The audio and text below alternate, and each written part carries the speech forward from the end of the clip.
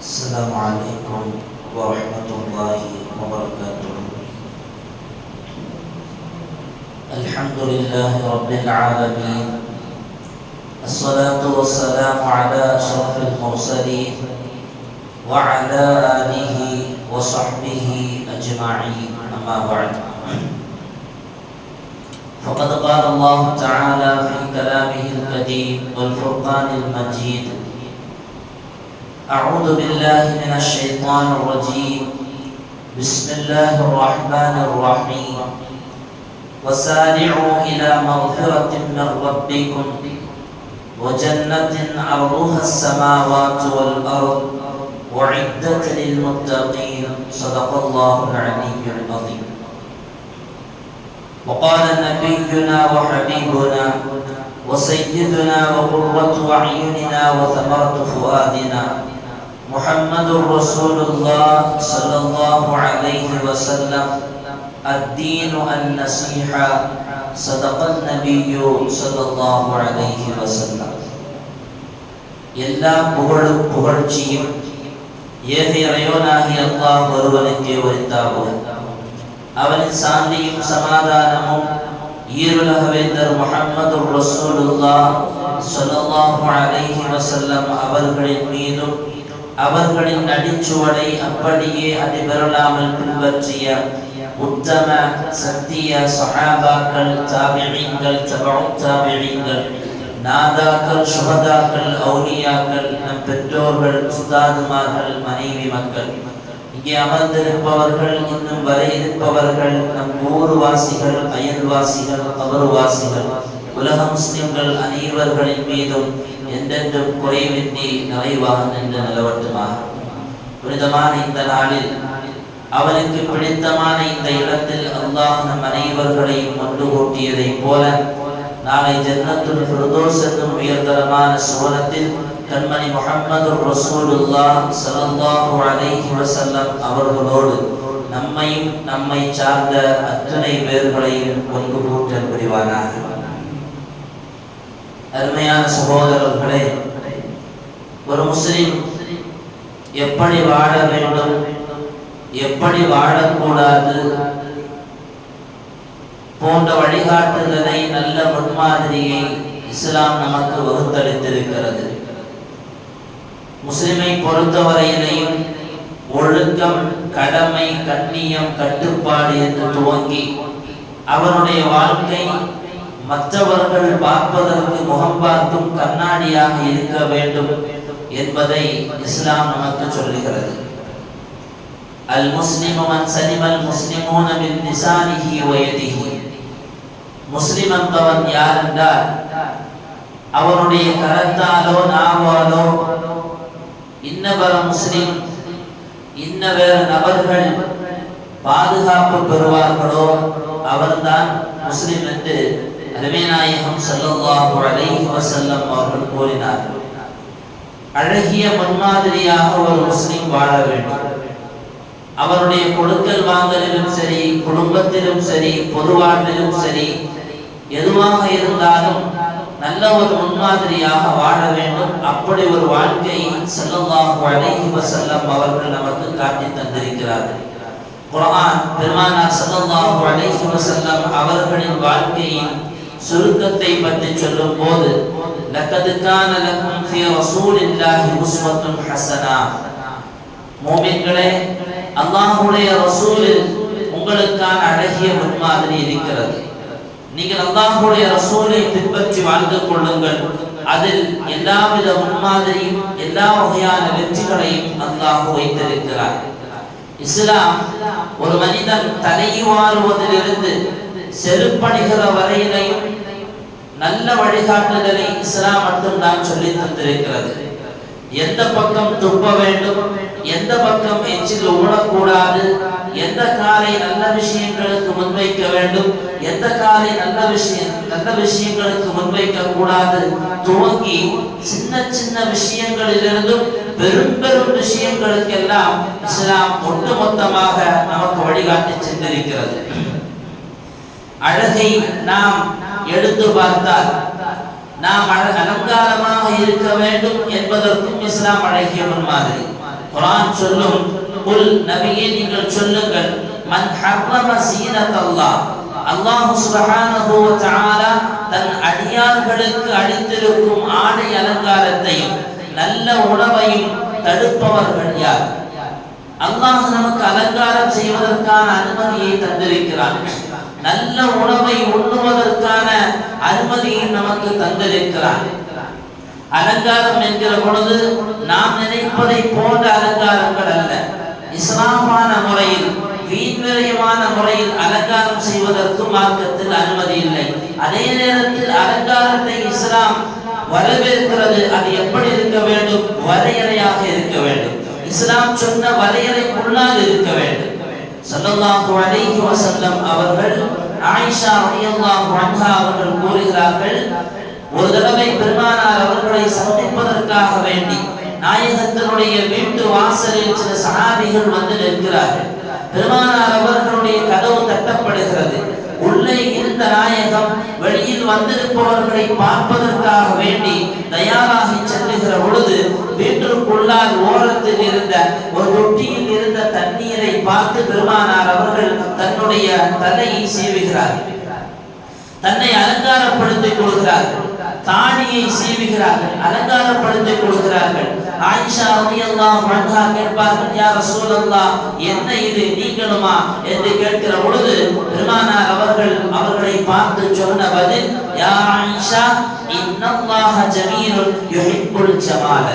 அல்லாஹ் அழகானவன், படைத்த ரப்புல் ஆலமீன் அழகானவன், அவன் அழகையை விரும்புகிறான். அப்படியானால் ஒரு மனிதன் தன்னை அலங்காரப்படுத்திக் கொள்வதற்கு இஸ்லாம் நமக்கு கட்டளை இடுகிறது, அதை விரும்பவும் செய்கிறது. ஆனால் அதுவெல்லாம் இஸ்லாம் சொன்ன முறையில் இருக்க வேண்டும். இமாம் அபூ ஹனீஃபா ரஹிமஹுல்லாஹ் மிகப்பெரிய செல்வந்தராக வாழ்ந்த இமாம் அபூ ஹனீஃபா ரஹிமஹுல்லாஹ் மாணவர்களுக்கும் ஊர்வாசிகளுக்கும் எல்லா நேரங்களிலும் இஸ்லாமிய போதனைகளை சொல்லிக் கொண்டிருந்த அபூ ஹனீஃபா ரஹிமஹுல்லாஹ் அவர்களுடைய சபைக்கு ஒருவர் வருகிறார். வந்தவர் கந்தலான ஆடை அணிந்திருக்கிறார். அங்கங்கே ஆடை கிழிந்து போயிருக்கிறது.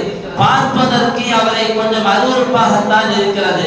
அப்படி ஒரு மனிதர் உள்ளே வந்தவுடன் ஹஜ்ரத் அபூ ஹனீஃபா ரஹிமஹுல்லாஹ் அவர்களை தனியாக அழைத்து சொல்லுவார்கள், கொஞ்சம் திருகத்தை கொடுத்து விட்டு சொன்னார்கள், நீங்கள் நல்ல ஆடையை வாங்கி உடுத்திக் கொள்ளுங்கள், இந்த பணத்தை உங்களுக்கு சொந்தமாக வைத்துக் கொள்ளுங்கள் என்று சொன்னவுடன் அந்த நபர் கொஞ்சம் நம் நெஞ்சை நிமிர்த்தி விட்டு பேசுவார், இந்த பணம் எதுவும் எனக்கு தேவையில்லை, இதற்கான எந்த விதமான தேவையும் எனக்கு இல்லை, நான் செல்வந்தன் என்று சொல்லுவார். அபூ ஹனீஃபா ரஹிமஹுல்லாஹ் அவர்கள் அந்த நபரை பார்த்து கேட்பார்கள், இன்னல்லாஹ யுஹிப்பு அய்யரா அஸர நிஅமதிஹி அலா அப்திஹி. பெருமானார் ஸல்லல்லாஹு அலைஹி வஸல்லம் அவர்களுடைய ஒரு ஹதீஸ் உனக்கு ஞாபகம் இல்லையா? நிச்சயமாக அல்லாஹ் அவருடைய நிஅமத்தை அவருடைய அடிமையில் பார்க்க விரும்புகிறான் என்பதை உனக்கு தெரியாதா? நாயகம் அப்படி ஒரு தகவலை சொல்லியிருப்பது உனக்கு தெரியாதா என்று அவருடைய இறைவனின் நிஅமத்தை நீ வெளிப்படுத்த வேண்டும் என்று அபூ ஹனீஃபா ரஹிமஹுல்லாஹ் அவர்கள் அந்த நபருக்கு அறிவுரை சொல்லுவார்கள். வாங்க, நமக்கெல்லாம் தெரிந்த ஒரு ஆயத்து, ஃபஅம்மா பிநிஅமத்தி ரப்பிக ஃபஹத்திஸ். அல்லாஹ் உங்களுக்கு தந்திருக்கக்கூடிய நிஅமத்துகளை நீங்கள் எடுத்து சொல்லுங்கள். ரப்பு நமக்கு தந்திருக்கக்கூடிய நிஅமத்தை நாம் எடுத்து சொல்ல வேண்டும். நமக்கு அல்லாஹ் அழகான ஆடை அணிவதற்கான எல்லா பொருள் செல்வத்தையும் தந்திருந்தால் நல்ல ஆடையை உடுத்து வர வேண்டும், தலையை சீவி வர வேண்டும். ஆனால் அலங்காரம் என்கிற பெயரில் இஸ்லாம் சொல்வதற்கு அப்பாற்பட்டு செய்வது என்பதை மார்க்கம் ஒருபோதும் அனுமதிக்கவில்லை. உதாரணமாக சொல்லுவதாக இருந்தால், இன்றைக்கு மாணவர்கள் முதல் பெரியவர்கள் வரையிலையும் சொல்லலாம், அலங்காரம் என்கிற பெயரில் ஆடையாகட்டும் அல்லது நம்முடைய தலைகளாகட்டும் இஸ்லாம் சொல்லுவதற்கு அப்பாற்பட்ட முறையில் தான் நாம் அமைத்து வாழுகிறோம். ஒருவேளை இந்த உலகத்தில் வேண்டுமானால் அதுவெல்லாம் மற்றவர்களுக்கு அலங்காரமாக காமிப்பதற்கு நாம் செய்தாலும் அது இஸ்லாம் தடுத்தது. ஸல்லல்லாஹு அலைஹி வஸல்லம் அவர்கள் அதை தடுத்திருக்கிறார்கள் என்பதை புரிந்து கொள்ள வேண்டும். முடி அலங்காரம் செய்வது, எத்தனையோ பயான்களில், புத்தகங்களில், எத்தனையோ நிகழ்வுகளில், நிகழ்ச்சிகளில் நாம் கேள்விப்பட்டிருக்கிறோம். ஸல்லல்லாஹு அலைஹி வஸல்லம் அவர்கள் சொன்னார்கள், நீங்கள் முடியை ஒரு பக்கத்தில் சிரைத்துக் கொண்டு, ஒரு பக்கமாக முடியை குறைத்துக் கொண்டு, இன்னொரு பக்கமாக முடியை நிறைய வைப்பதை இஸ்லாம் தடுத்திருக்கிறது. நபி ஸல்லல்லாஹு அலைஹி வஸல்லம் சபியன் பெருமானார் அவர்கள் ஒரு சிறுவனை பார்க்கிறார்கள். அந்த சிறுவன் கத் ஹலக பஅத ஷஅரி ரஸிஹி, அவருடைய தலையில் கொஞ்சத்தை சிரைத்திருக்கிறார். வதரக பஅதஹு, பாக்கி பகுதியை அவன் அப்படியே விட்டு விடுகிறான். ஃபனஹாஹும் ஸல்லல்லாஹு அலைஹி வஸல்லம், பெருமானார் அவர்கள் இப்படி செய்வதை நீங்கள் தவிர்த்து கொள்ளுங்கள் என்று சொன்னார்கள். ஒன்றில் குல்லஹு, முழுமையாக மொட்டையடித்துக் கொள்ளுங்கள், அல்லது உதுருக்குஹு, மொத்தமாக விட்டு விடுங்கள். சரியான சரிசமமாக முடியை வெட்டுவதற்கு இஸ்லாம் சொல்லித் தருகிறது. எனவே தான் நான் ஆரம்பத்தில் சொன்னேன், நமது முடி சீவுவது முதல் செருப்பணிகிற வரையிலையும் இஸ்லாம் அழகிய முன்மாதிரியை நமக்கு காமித்து தந்திருக்கிறது. அதை போல ஆண்கள் நகை அணிவது, நகை அணிவது எல்லோர்களுமே தெரிந்த விஷயம். மார்க்கம் நகை அணிவதை ஆண்களுக்கு ஹராமாக்கி இருக்கிறது. அதனால என்ன செய்யறோம்? வெள்ளி மோதிரம் போடுறோம். வெள்ளி மோதிரம் போடுறது எப்படி போடுறோம்? 1க்கு 10 மோதிரம் போடுறோம். இந்த விரல் இந்த சின்ன விரல்ல இருந்து இந்த விரல் வரைக்கும் அப்படியே மந்திரவாதி போட்ட மாதிரி ஜிகி ஜிகி ஜிகி போட்டுக்கிட்டு அப்படியே ஒரு சுத்துறது. கல்யாணம் சொன்னா ஸ்பெஷல் மோதிரம் 20 ரூபா கொடுத்து வரிசையா வாங்கி வச்சிருக்கிறோம். இன்னைக்கு வர கடையில 20 ரூபா மோதிரம் நிறைய விற்குது. இஸ்லாம் சொல்லுவது மோதிரம் அணிய வேண்டும் சுன்னத். ஆனால் வெள்ளி மோதிரம் அணிய வேண்டும் ஆண்களுக்கு சுன்னத். எப்படி அணிய வேண்டும்? 1க்கு அதிகமான மோதிரங்களை வெள்ளி மோதிரமாக இருந்தாலும் அணிவது மார்க்கத்தில் அனுமதி இல்லை. லா யஜூஸு தஅத்துதுஹு, வெள்ளி மோதிரமாக இருந்தாலும் அது 1க்கு அதிகமாக அணிவதற்கு மார்க்கத்தில் அனுமதி இல்லை. சரி, ஒரு மோதிரம் தான் போடணும்னு சொன்னா அந்த மோதிரத்தினுடைய அளவுகள் தான் என்ன? இஸ்லாம் அதையும் சொல்லுகிறது. வடமையில் பொதுவாக மக்கள் மத்தியிலே அவர் அணிந்திருக்கக்கூடிய மோதிரத்தை பார்த்தால் அது மிகையாக மக்களுக்கு எண்ணத்தை வருத்தாது. ரொம்ப அதிகமான கிராமை கொண்ட மோதிரத்தை அவர் அணிந்திருக்கிறார் என்று மக்கள் சொல்ல மாட்டார்கள். அல்லது நாம் அணிந்திருக்கக்கூடிய மோதிரம் வெள்ளி மோதிரமாக இருந்தால் 5 கிராமிற்குள்ளால் இருக்க வேண்டும். இது இஸ்லாம் சொல்லுகிற தகவல்.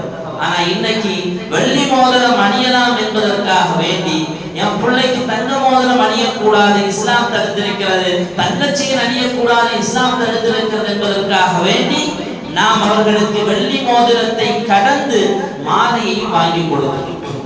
கையில கொஞ்சம் பிரைஸ்லெட்டையும் போட்டு கொடுக்கிறோம். இது மார்க்கத்தில் ஒருபோதும் அனுமதிக்கப்பட்ட விஷயம் அல்ல. இதற்கு மார்க்கத்தில் எந்த விதமான முன்மாதிரியும் இல்லை. ஸல்லல்லாஹு அலைஹி வஸல்லம் அவர்கள் சொல்வார்கள், லஅனல்லாஹுல் முத்தஷப்பிஹீன மினர் ரிஜாலி பின் நிஸா, ஆண்களோடு ஒப்பாகிற பெண்களையும் பெண்களோடு ஒப்பாகிற ஆண்களையும் அல்லாஹ் சுப்ஹானஹு வ தஆலா சபித்திருக்கிறான். லஅனல்லாஹு, அல்லாஹ் சபித்திருக்கிறான். ஆம்பளை பிள்ளை என்னைக்காவது வளையல் போடுவாங்க, பொம்பளை பிள்ளை தான் வளையல் போடுவாங்க. பெண்கள் தான் மாலை அணியணும். பெண்களுக்கான ஆடையை பெண்கள் அணிய வேண்டும், ஆண்களுக்கான ஆடை ஆண்கள் அணிய வேண்டும். ஆண்கள் அணிகிற ஆடையை பெண்கள் அணிவது, பெண்கள் அணிகிற ஆடை ஆண்கள் அணிவதும் இது மார்க்கத்தில் அனுமதி இல்லை. ஒருத்தர் ஏர்போர்ட்டுக்கு போனாராம். ஏர்போர்ட்ல போய் ஒரு பிள்ளை துரு பார்த்துக்கிட்டே இருந்தார். பார்த்துக்கிட்டு இருந்தவர் பக்கத்துல இருந்தவர் கேட்கிறாரு, ஏன் அந்த பிள்ளைய அப்படி பாக்குறீங்க? இல்ல அது ஆம்பளை பிள்ளையா பொம்பளை பிள்ளைன்னு தெரியல, தான் பார்த்துட்டே இருக்கு. அந்த ஆள் சொல்லிச்சா, இல்ல அது பொம்பளை பிள்ளை தான். உங்க பிள்ளையோ? நீங்க அந்த பிள்ளைக்கு தகப்பனாரோ? இல்ல இல்ல நான் தான் அந்த பிள்ளைக்கு உம்மான்னு சொல்லிச்சு. அப்ப ஆடை எப்படி இருக்கு? உம்மாவுக்கு ஆடை எப்படி இருந்தா அவர் ஆம்பளையா கேட்பார். அப்ப எங்கிருந்து அதை வர வேண்டும்? பெற்றோர்கள் இருந்தே துவங்க வேண்டும். பெற்றோர்கள் அதை கண்காணிக்க வேண்டும். அருமையான சகோதரர்களை, ரொம்ப ஆழமாக அழுத்தமாக உங்களிடத்தில் நான் சொல்லுவேன், தயவு செய்து ஆண் பிள்ளைகளுக்கு வெள்ளியில் மோதிரத்தை தவிர்த்து வேறு செயினையோ கழுத்தில் இடுகிற செயினையோ இடுவதற்கு மார்க்கத்தில் அனுமதி இல்லை. ஒருபோதும் நீங்கள் அதற்கு அனுமதி கொடுக்காதீர்கள். அது மார்க்கத்தில் தடுக்கப்பட்ட விஷயம். அதற்கு எங்கிருந்து வழிமுறை துவங்க வேண்டும், எங்கிருந்து முன்மாதிரி துவங்க வேண்டும்? நம்மிடத்திலிருந்தே துவங்க வேண்டும். நாம் வெள்ளி செயின் அணிவதை தவிர்க்க வேண்டும். வெள்ளி மோதிரத்தை தவிர கழுத்தில் செயினிடுவதை தவிர்க்க வேண்டும். அப்படி தவிர்க்காமல் நாமும் அதை போல் வெள்ளி செயின்களையும் வெள்ளி கழுத்தில் இடுகிற செயின்களையும் விட்டு கொண்டு நடந்தோம் என்றால் லஅனல்லாஹுல் முதஷப்பிஹீன மினர் ரிஜால், அல்லாஹ்வுடைய சாபத்திற்கு நாம் ஆளாகுவோம் என்பதில் எந்த விதமான மாற்று கருத்தும் இல்லை. அல்லாஹ் நம்மை பாதுகாப்பானாக. ஆமென் சொல்லுங்க. அல்லாஹ் நம்மை பாதுகாப்பானாக. என்ன கொஞ்சம் கஷ்டமா தான் இருக்கு ஆமென் சொல்றது, கொஞ்சம் கஷ்டமா தான் இருக்கு. ஏன்னா நம்ம மோனா வெள்ளி செயினையும் கழுத்துலையும் போட்டுக்கிறதுனால ஆமீன் சொன்னா ஒருவேளை கழுத்த வேண்டிய சூழல் வந்துருமோங்கிற எண்ணம் எல்லாம் வரலாம். அருமையானவர்களை கலத்த வேண்டும். நம்ம பிள்ளைய நம்ம பேச்சு அவன் கேட்காம இருந்த உடனே ஆலிம்சா பார்த்து சொல்றோம், என் பிள்ளை சொல்ற பேச்சையே கேட்கறது இல்லை ஆலிம்சா, துவாச்சிக்கோ, அவனை பார்த்தா கூப்பிட்டு வச்சு அவனுக்கு உபதேசம் பண்ணுவோம். இதே மார்க்கம் சம்பந்தமான ஒரு விஷயத்த நம்ம கூப்பிட்டு போடாதப்பான்னு சொன்னா அவன் இவர் சொல்றது, அவருக்கு வேற வேலை இல்லை, நீ போட்டு நடப்போம், வேற எப்போ போட போற, எந்த வயசுல நீ போட போற, அப்புறம் எங்க அவன் திருந்துவான்? சொல்லித் தருகிற வழிமுறைகளை பின்பற்றுவதற்கு அதற்கு வழிகாட்டுதலாகவும் அவர்களுக்கு உபகாரமாகவும் இருக்க வேண்டிய பெற்றோர்கள் நாமே அவர்களுக்கான வழிகளை தடுத்தோம் என்று சொன்னால் பிறகு எப்படி அவரிடத்தில் திருத்தம் வரும்? எனவே ஸல்லல்லாஹு அலைஹி வஸல்லம் அவர்கள் எல்லா வகையிலும் நமக்கு முன்மாதிரியாக திகழ்ந்திருக்கிறார்கள். இதை போல அடுத்தவர்களை மன்னிக்கிற விஷயத்திலையும் நம்மிடத்தில் முன்மாதிரி வர வேண்டும். அடுத்தவர்களை மன்னிக்கிற விஷயத்தில் நமக்கு முன்மாதிரி வர வேண்டும். இஸ்லாம் அப்படி ஒரு முன்மாதிரி நமக்கு காட்டி தந்திருக்கிறது. மதீனா நகரத்தில் ஒரு மிகப்பெரிய விருந்து ஏற்பாடு செய்யப்படுகிறது. பெருமானார் ஸல்லல்லாஹு அலைஹி வஸல்லம் அவர்களுடைய காலத்துக்கு பின்னால் அப்படி ஒரு விருந்து ஏற்பாடு, விஐபிகள் எல்லாம் வந்து கலந்து கொள்கிறார்கள். அந்த விருந்து உபசரணத்தில் எல்லோரும் அமர்ந்து விருந்து உண்ணுவதற்காக வேண்டி அமர்ந்திருக்கிற பொழுது பணிப்பெண் ஒருவர் கையில் பாத்திரத்தை ஏந்தியவளாக கறி கொண்டு வந்து அப்படியே பக்கத்தில் வருகிறார். ஒரு விஐபிக்கு பக்கத்தில் யார் அந்த விருந்தை ஏற்பாடு செய்திருக்கிறாரோ அந்த அதிகாரிக்கு பக்கத்தில் வந்து கையில் கறியை வைத்திருந்த அந்த பாத்திரத்தை கை தவறி அப்படியே அவருடைய மேல விழுது. நல்ல கொதிச்சிருந்த அந்த கறி குழம்பு அவருடைய முகத்திலையும் தாடியிலையும் அப்படியே விழுந்து அவருடைய முகம் அப்படியே சிவந்து போகிறது. அந்த பெண் துடித்து போனார். என்ன நடக்குமோ, அடுத்த கட்டம் என்ன ஆகுமோ, என்ன ஆகும் என்று தெரியவில்லையே என்று தவித்து போய் நின்ற அந்த பெண்மணி அவரும் அப்படியே சிவந்த முகத்தோடு அந்த பெண்ணை முறைத்து பார்த்து கொண்டிருக்கிறார். உடனே தடுத்து நின்ற அந்த பெண்மணி தன்னுடைய தடுதலுப்பான அந்த குரலில் குர்ஆன் ஆயத்தை கொஞ்சமும் பிசகுதல் இல்லாமல் தடுமாற்றல் இல்லாமல் அழகான முறையில் ஒரு ஆயத்தை ஓத துவங்கினார். வஸாரிஉ இலா மக்ஃபிரத்தின் மின் ரப்பிக்கும், உங்களுடைய ரப்பினுடைய பாவ மன்னிப்பின் பக்கம் நீங்கள் விரைந்து வாருங்கள். ஜன்னத்தின் சுவனத்தின் பக்கமும் நீங்கள் விரைந்து வாருங்கள். அர்துஹா, அதனுடைய விசாலம் எப்படி தெரியுமா? அதனுடைய விசாலம் அஸ்ஸமாவாத்து வல் அர்த், வானம் பூமியை போல விசாலமான ஒரு பூமியை கொண்டதுதான் சுவனம். அதன் பக்கம் நீங்கள் விரைந்து வாருங்கள். உஇத்தத் லில் முத்தகீன், அதை அல்லாஹ் யாருக்கு வாக்களித்திருக்கிறான் என்று சொன்னால் இறையச்சம் உள்ளவர்களுக்கு வாக்களித்திருக்கிறான் என்ற அர்த்தத்தை பொதிந்த அந்த ஆயத்தை அந்த அடிமை பெண் அங்கே ஓதிய போது முகம் சுருங்கி போயிருந்த அந்த அதிகாரி அப்படியே முகம் விரிந்து நிற்கிறது, பிரகாசமாகிறது. உடனே அந்த சபையில் இருந்தவர்கள் எல்லாம் அப்படியே ஆச்சரியத்தோடு இருந்தவர்கள் கொஞ்சம் நிதானத்திற்கு வருகிறார்கள். அந்த அதிகாரி சொல்லுகிறார், உன்னை நான் மன்னித்து விட்டேன். அந்த பணிப்பெண் திரும்ப ஓத ஆரம்பிக்கிறார். அல்லதீன யுன்ஃபிகூன ஃபிஸ் ஸர்ராஇ வல் ضراஇ வல் காஸிமீனல் கைத வல் ஆஃபீன அனின் நாஸ். அவர்கள் எப்படிப்பட்டவர்கள் தெரியுமா? சந்தோஷமான நேரத்திலும் வசதியான நேரத்திலும் வசதி இல்லாத நேரத்திலும் அவர்கள் செலவு செய்வார்கள். வல் காஸிமீனல் கைத, கோபத்தை அப்படியே வெண்டு விழுங்குவார்கள். வல் ஆஃபீன அனின் நாஸ், மக்களை மன்னிப்பார்கள் என்று அடுத்த ஆயத்தை ஓதியவுடன் அடுத்தும் அவர் சொல்லுகிறார், உன்னை நான் மன்னித்து விட்டேன், உன்னை நான் விடுதலை செய்து விட்டேன். வல்லாஹு யுஹிப்புல் முஹ்சினீன், இத்தகையவர்களை அல்லாஹ் நேசிக்கிறான் என்று சொன்னவுடன் அந்த சபையில் இருந்த ஒரு பயம் அப்படியே நீங்கியது. அப்படியே அந்த நிலை மாறியது. யார் அந்த அதிகாரி? அப்படி ஒரு விருந்தை அங்கே ஏற்பாடு செய்தவர் யார்? சய்யிதுனா முஹம்மதுர் ரசூலுல்லாஹி ஸல்லல்லாஹு அலைஹி வஸல்லம் அவர்களின் அருமை பேரக்குழந்தை ஹஸன் ரலியல்லாஹு அன்ஹு அவர்கள். என்ன ஒரு அற்புதமான அழகிய ஒரு முன்மாதிரியை தந்து சென்றார்கள்.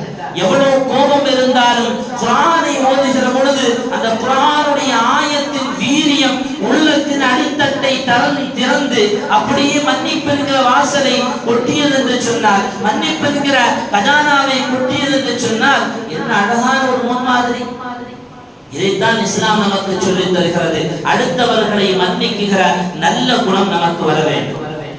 தொடர்ந்து இஸ்லாம் சொல்லுகிற இது போன்ற விஷயங்களில் ஹராமை பேணி வாழக்கூடிய நல்ல பழக்கமும் நமக்கு இருக்க வேண்டும். இன்னைக்கு ஹராமை பேணுகிற முன்மாதிரி இஸ்லாத்தில் எவ்வளவுதான் நமக்கு இருந்தாலும் அப்படி ஹராமை பேணுவதில் கொஞ்சம் தயக்கம் காட்டியே நம்ம வருகிறோம்.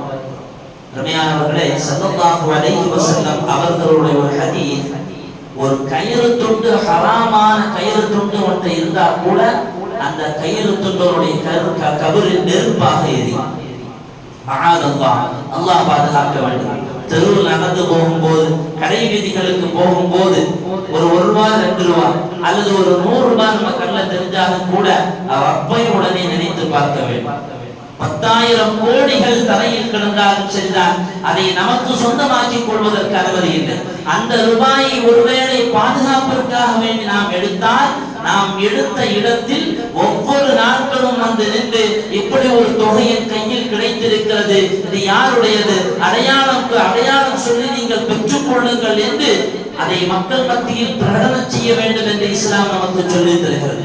எத்தனை ஆண்டு காலமானாலும் சரிதான், அதை ஒருபோதும் நமக்கு சொந்தமாக்கிக் கொள்வதற்கு மார்க்கத்தில் அனுமதி இல்லை. அப்படி ஒருவேளை அதை எடுத்துக்கொண்டு நாம் யாருக்கும் தெரியாமல் சொந்தமாக்கிக் கொண்டால் கண்டிப்பாக அதற்கான தண்டனை நாளை மறுமையில் உண்டு. ஹராமை பேணாமல் வாழ்வதனால் நம்முடைய இபாதத்துகள் அல்லாஹ்விடத்தில் ஒப்புக்கொள்ளப்படுவதில்லை, நம்முடைய வாழ்க்கையில் சுபிட்சம் ஏற்படுவதில்லை. ஒருவேளை அந்த நேரத்துல வேணா ஒரு 10,000 ரூபாய் நமக்கு கிடைச்சா அது ஹராமா இருந்தா அந்த நேரத்துல யூஸ் ஆகிடும். அதுக்கு பின்னால் உள்ள பொருளாதார சீரழிவு இருக்குது, அதை ஒருபோதும் நம்ம தடுத்து நிறுத்த முடியாது. அதற்கு பின்னால் உள்ள கட்டங்கள் மிக மோசமாக இருக்கும். இஸ்லாம் நமக்கு ஹராமை பேணி வாழ்வதில் அழகான முன்மாதிரிகளை தந்திருக்கிறது. பிரான்ஸ் நாட்டுல ஹக்கம் அப்படின்னு சொல்லி ஒரு மன்னர் இருந்தார். ஹக்கம், இந்த மன்னர் அந்த பிரான்ஸ் ஸ்பெயின் நாட்டுல அந்த ஹக்கம் என்கிற மன்னர் அப்படியே பவனி வருகிறார். தன்னுடைய நாட்டினுடைய அழகிய சூழலை பார்ப்பதற்காக வேண்டி பவனி வருகிற பொழுது ஒரு இடத்தை பார்க்கிறாரு. நல்ல செழிப்பான இடம், மரங்கள் எல்லாம் குவிந்து நிற்கிறது. பார்ப்பதற்கே நேச்சுரலாக ரொம்ப இயற்கையான ஒரு சூழலை பார்க்கிறார். உடனே அதில் பக்கத்தில் போனவர், அங்கே ஒரு குடிசை இருக்கிறது. மன்னர் சொல்லுகிறார், ஹக்கம், இந்த இடத்துல நமக்கு ஒரு மாளிகை கட்ட வேண்டும், எனக்கு இங்கே வந்து செல்லுகிற பொழுது இங்கே நான் வந்து தங்க வேண்டும் என்று ஹக்கம் அவர்கள் தன்னுடைய அரசவையில் இருக்கக்கூடிய சிப்பாய்களிடத்தில் அந்த விஷயத்தை அமைச்சர்களிடத்தில் சொல்லுகிறார். அங்கே ஒரு குடிசை இருக்கிறது. அமைச்சர்கள் மன்னருடைய அந்த கட்டளைக்கு இணங்க வருகிறார்கள். கூடாரத்திற்கு செல்லுகிறார்கள். அங்கே வயதான ஒரு மூதாட்டி அமர்ந்திருக்கிறார். வந்த சிப்பாய்கள் அந்த அமைச்சர்கள் சொல்லுவார்கள், இங்கே அரசர் ஒரு மாளிகை கட்டுவதற்கு நினைக்கிறார், எனவே நீ இங்கிருந்து உன் கூடாரத்தை காலி பண்ணிப்போம், உனக்கு என்ன தேவையோ அதை அரசர் கொடுப்பார். அந்த மூதாட்டி சொல்லுவார், எனக்கு ஒண்ணுமே தேவையில்லை, நான் இங்கதான் இருப்பேன், இது எனக்கு சொந்தமான இடம், இருக்க வேண்டுமானாலும் அல்லது சொந்தமாக ஆக்கிக் கொள்ள வேண்டுமானாலும் என்னுடைய இஷ்டம், நான் இதை தர முடியாது என்று சொல்லுகிறார். மன்னருக்கு தகவல் போகிறது. திரும்பவும் வருகிறார்கள். இல்லை, ஏற்றுக்கொள்ள முடியாது என்ற போது கடைசியில் மன்னர் அபகரிக்க நினைக்கிறார் அவருடைய இடத்தை. அந்த மூதாட்டி அங்கிருந்து வெளியில் செல்ல வைத்து அந்த இடத்தை அபகரித்து அந்த இடத்திலே மாளிகையை கட்டுவதற்கான எல்லா ஏற்பாடுகளும் நடந்து வருகிறது. அந்த மூதாட்டி ஸ்பெயின் நாட்டில் இருக்கக்கூடிய நீதிபதியிடம் சென்று தன்னுடைய விஷயத்தை சொல்லி முறையிடுகிறார். எனக்கு நீதம் வேண்டும், என்னுடைய இடத்தை மன்னர் அபகரித்து விட்டார் என்று சொன்னவுடன் நீதிபதி உடனே தடவுடலா எந்த முடிவும் எடுக்க முடியாது. ஏன்னா மன்னர் கொஞ்சம் பார்த்துதான் பேசணும். கூடாதவும் கௌரன் நெங்கினான். அல்லாஹ் சொன்னா மூசா நபிட்ட ஹாரூன் நபிட்ட ஃபிரௌன்ட்ட போகும்போது கொஞ்சம் பார்த்து பேசுங்க. ஆட்சியில் இருக்கிறவங்க கொஞ்சம் பார்த்து தான் பேசணும். ஆட்சியில் இருப்பவர்களுக்கு அநீதம் செய்தால் அவர்களுக்கான தண்டனையை கொடுப்பதற்கு பொறுப்பேற்று இருப்பவன் ரப்பு. ஆனா நம்ம கொஞ்சம் கவனமா தான் பேசணும். அதனால நீதிபதி என்ன செஞ்சாரு, தடப்படலாம் எந்த முடிவும் எடுக்க முடியாது என்பதற்காக வேண்டி ஒரு 6 மாதம் இந்த கேஸ் நான் தள்ளி வைக்கிறோமாங்கிற அந்த மூதாட்டி சொல்றாரு, தொலைஞ்சது அவ்வளவுதான், கேஸ் அவ்வளவுதான், நம்ம வீடு கிடைக்காது ஒண்ணு கிடைக்காதுன்னு கிளம்பு போயிடுச்சு. கொஞ்ச நாள் கழிச்சதுக்கு பின்னால இந்த நீதிபதி அந்த அரசர் மன்னர் எப்போ வருவாரு, இடத்தை பார்க்கறதுக்காக வேண்டி எப்போ வருவாரு காத்துக்கிட்டே இருந்த போது மன்னர் இந்த நேரத்தில் வருகிறார் என்கிற தகவல் அந்த ஸ்பெயின் நாட்டுடைய அந்த நீதிபதிக்கு தகவல் வருகிறது. உடனே கொஞ்சம் சாக்கி எல்லாம் எடுத்து வாகனத்துல வச்சு அப்படியே கொண்டு போய் மன்னர் நிற்கிறார், அந்த மாளிகையை பார்வையிட்டுக் கொண்டு நிற்கிறார். பக்கத்தில் போன அந்த நீதிபதியை பார்க்கிறார். என்ன விஷயமாக வந்திருக்கிறீர்கள்? இல்லை, தாங்கள் கட்டக்கூடிய இந்த மாளிகை அற்புதமான ஒரு பூமியாக இது இருக்கும். கண்டிப்பாக உங்களுடைய இந்த மாளிகையில் இருந்து நீங்கள் செலவழிக்கக்கூடிய இந்த மண்ணில் இருந்து என்னுடைய வீட்டு கட்டுமான பணி நடக்கிறது. எனவே கொஞ்சம் மண்ணு தாருங்க, நான் கூட்டிட்டு எடுத்துட்டு போறேங்கிறார். கொஞ்சம் மண்ணு வேணும் அப்படிங்கிறார். உடனே மன்னர் ஆச்சரியத்தோடு பார்த்துட்டால் இந்த நீதிபதியா இருக்காரு, நம்மள்ட்ட வந்து மண்ணை கேட்கிறாரு. சரி கொடுப்போம்னு சொல்லி மண்ணை அள்ள சொல்றாரு. அந்த நீதிபதி மண்ணை அள்ளுகிறார். பெரிய சாக்கில் மண்ணை அள்ளி போட்டதற்கு பின்னால் தூக்குறாரு, தூக்க முடியாது. உடனே சிப்பாய்கள் எல்லாம் சேர்ந்ததை தூக்கி கொடுப்பதற்காக பக்கத்தில் செல்கிறார்கள். மன்னர் சொன்னார், இல்ல இல்ல நானே தூக்கி கொடுக்கிறேன், நீங்க நான் விலகுங்க அப்படிங்கிறார். எல்லாரும் விலகிட்டாங்க. மன்னர் பக்கத்தில் செல்லுகிறார், மூட்டையை தூக்குகிறார். மன்னரும் நீதிபதியும் சேர்ந்து மூட்டையை தூக்குகிறார்கள். ஒரு கட்டத்துக்கு மேல தூக்க முடியல, மூட்டை கீழே விழுந்துருச்சு. நீதிபதி திரும்ப கேட்பாரு, இந்த மண் மூட்டையே உங்களால சுமக்க முடியலையே, நாளைக்கு இந்த நகரத்தை இந்த இடத்தை எப்படி தோளில் சுமப்பீர்கள்? உடனே மன்னர் கேட்பாரு, என்ன சொல்றீங்க? ஒண்ணுமே புரியல. இது ஒரு வயதான மூதாட்டிக்கான சொந்தமான இடம். இந்த இடத்தை நீங்கள் அபகரித்திருக்கிறீர்கள். பெருமானார் ஸல்லல்லாஹு அலைஹி வஸல்லம் அவர்களுடைய ஹதீஸ் உங்களுக்கு ஞாபகத்திற்கு இல்லையா?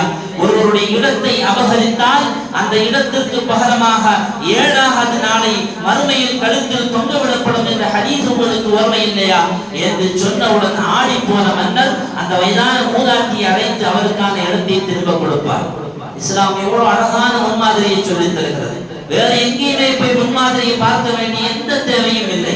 அடுத்தவர்களுடைய சொத்துக்களை அபகரிப்பதாக இருந்தாலும் சரிதான், நான் ஆரம்பத்தில் சொன்னதை போல அடுத்தவர்களை மன்னிக்கிற விஷயமாக இருந்தாலும் சரிதான், ஏன் எந்த பக்கத்தில் உமிழ வேண்டும், எச்சில் உமிழ வேண்டும் என்பது முதல் அத்தனையுமே இஸ்லாம் மிக தெளிவாகவே நமக்கு முன்மாதிரியாக சொல்லித் தந்திருக்கிறது. ஸல்லல்லாஹு அலைஹி வஸல்லம் அவர்களுடைய ஹதீஸ், தலபு கஸ்பில் ஹலாலி ஃபரீதா.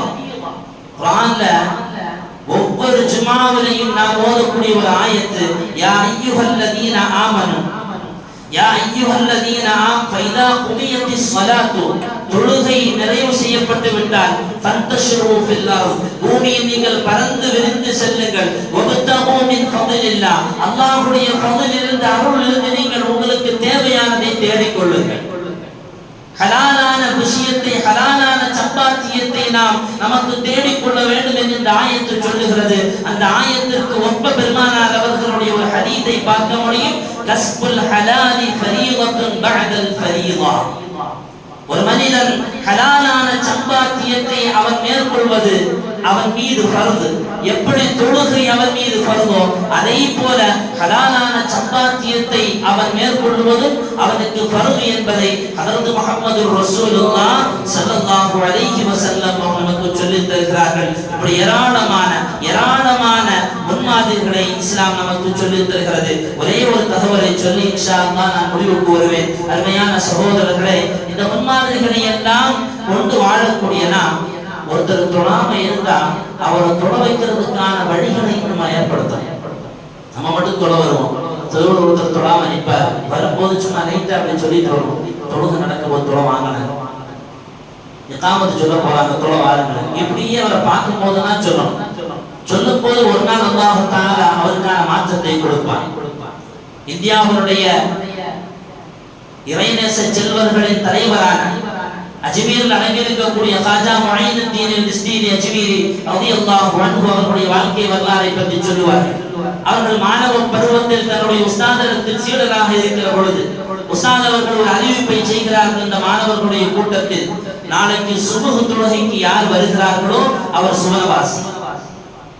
சொல்லிவிட்டு சொல்லுவார், இந்த தகவலை இந்த நகரத்தில் யாருக்குமே நீங்க போய் சொல்லக்கூடாது. யார் சுபஹ் தொழுகைக்கு வர்றாங்களோ அவங்க சுவனவாசி என்கிற ஒரு அறிவிப்பை அந்த உஸ்தாத் அந்த மாணவர்கள் இருக்கிற சபையில் அப்படியே சொல்லி விடுவார். காஜா முஈனுத்தீன் அல்-இஸ்தீரி அஜ்மீரி ரலியல்லாஹு அன்ஹு அவர்கள் அந்த சபையிலிருந்து பிரிந்து போனதற்கு பின்னால் இரவு நேரத்தில் தூங்குகிறார்கள், தூக்கம் வரவில்லை. மக்கள் எல்லோர்களும் நரகத்திற்கு போய் நாம் சுவனத்திற்கு செல்லுவதா? யாரிடத்திலும் நாளை சுபஹ் தொழுகைக்கு வர வேண்டாம், அவர்களிடத்தில் சொல்ல வேண்டாம், நீங்கள் வருபவர்கள் சுவர்வாசி என்று சொல்லியிருக்கிறார்களே என்ற ஒரு அங்கலாய்ப்பு அவருடைய உள்ளத்தில் அப்படியே ஓடிக்கொண்டிருக்க, மறுநாள் காலையில் பள்ளிவாசலில் உஸ்தாதர்கள் பார்க்கிறார்கள், பள்ளி அப்படியே நிரம்பி வழிகிறது. என்றைக்கும் சுபஹ்க்கு வராத மக்கள் எல்லாம் சுபஹ் தொழுகைக்கு வந்திருக்கிறார்கள். ஆச்சரியத்தோடு மக்களை பார்த்த உஸ்தாத் அவர்கள் சபையில் இருந்த மாணவர்களின் சபையை பார்த்து கேட்பார்கள், யார் இந்த விஷயத்தை மக்களிடத்தில் போய் சொன்னார்? நான் சொல்ல வேண்டாம் என்று சொல்லியிருந்தேனே, சொன்னவர் யார்? அஜா முஹையீனுத்தீன் ரலியல்லாஹு அன்ஹு அவர்கள் எடுத்து சொல்வார்கள், நான் தான் சொன்னேன். சொல்ல வேண்டாம் என்றல்லவா சொல்லியிருந்தேன், அப்படி சொல்பவர்கள் நரகவாசி என்று நான் சொல்லியிருந்தேனே என்று சொன்னபோது அஜா முஹையீனுத்தீன் ரலியல்லாஹு அன்ஹு அவர்கள் சொல்லுவார்கள், நான் சுவனத்திற்கு சென்று மற்றவர்கள் எல்லாம் நரகத்திற்கு செல்வதை விடவும், நான் நரகத்திற்கு சென்று என் ஊரில் இருக்கக்கூடிய மக்கள் எல்லாம் சுவனத்திற்கு செல்வதை நான் விரும்புகிறேன் என்று ஹஜா முஹையீனுத்தீன் சிஸ்தி ரஹ்மத்துல்லாஹி அலைஹி அவர்கள் அந்த சபையில் உஸ்தாத் அவர்களிடத்தில் சொல்லுவார். இந்த எண்ணம் நமக்கு வர வேண்டும். இவ்வளவு முன்மாதிரிகளை நமக்கு காமித்து தந்திருக்கிறார்கள். அடுத்தவர்களை பார்க்கும் போது வீட்டுல பள்ளிவாசல சுபஹ் எந்திரிச்சு வரும்போது மனைவி லைட்டா உசுப்பி விட்டு வரும், எந்திரிமா அப்படின்னு எந்திரிமா அப்படின்னு ரொம்ப சொன்னா சில அடிமுட்டாலும் இருக்கும். அதனால மெதுவா என்ன செய்யணும், எந்திரிமான்னு ஒரு தட்டு தரும். பாத்ரூம்க்கு எல்லாம் போயிட்டு வந்து ஃப்ரெஷ் எல்லாம் ஆனதுக்கு பிறகு திரும்ப எந்திரிமான்னு ஒரு தட்டு தரும். கடைசி என்ன செய்யணும், ஃபேன் அணைச்சு லைட்டை போட்டு விட்டு கிளம்பி வந்துடும். இங்க வந்து உட்கார்ந்து வாச்சு யாரெல்லாம் 2 ரக்காத்து தொழுவதற்கான வாய்ப்போடு கொடுக்குறீங்க. அருமையானவர்களை, இந்த எண்ணமும் இந்த தீன் சம்பந்தமான எண்ணம் நமக்கு வருகிற பொழுது அல்லாஹ் சுப்ஹானஹு வ தஆலா நம்முடைய குடும்பத்திலும் நம்முடைய வாழ்விலும் அல்லாஹ் வெளிச்சத்தை தருவான். இப்படி வெளிச்சங்கள் நமக்கு சூழ்ந்து நிற்பதற்கு, நம்முடைய வாழ்க்கையை சிறப்பாக்குவதற்கு இது போன்ற எண்ணற்ற முன்மாதிரிகளை இஸ்லாம் நமக்கு சொல்லித் தருகிறது. எல்லாம் அல்லாஹ் சுப்ஹானஹு வ தஆலா இஸ்லாம் சொல்லுகிற எல்லா முன்மாதிரியான விஷயங்களையும் எடுத்து வாழ்வதற்கு அல்லாஹ் நம் அனைவர்களுக்கும் தௌஃபீக் செய்து புரிவானாக. கேட்டதன்படி அமல் செய்து அதை பிறருக்கு இஹ்லாஸான முறையில் எட்டு வைக்குகிற நல்ல பாக்கியம் பெற்ற மக்களாக அல்லாஹ் நம் அனைவர்களையும் ஆக்கிய புரிவானாக. வஆஹிரு தஅவானா அல்ஹம்துலில்லாஹி ரப்பில் ஆலமீன். அஸ்ஸலாமு